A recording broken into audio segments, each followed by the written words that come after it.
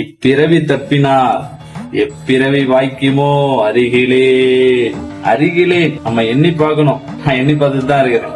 என்னன்னு, நம்ம அப்பா சிவனடியாரா, அம்மா சிவனடியாரா, நம்ம தாத்தா சிவனடியாரா, இல்ல நம்ம பாட்டி சிவனடியாரா, நம்ம குடும்பத்துல யாராவது சிவனடியாரா அப்படின்னு நம்ம எண்ணி பார்க்கணும்.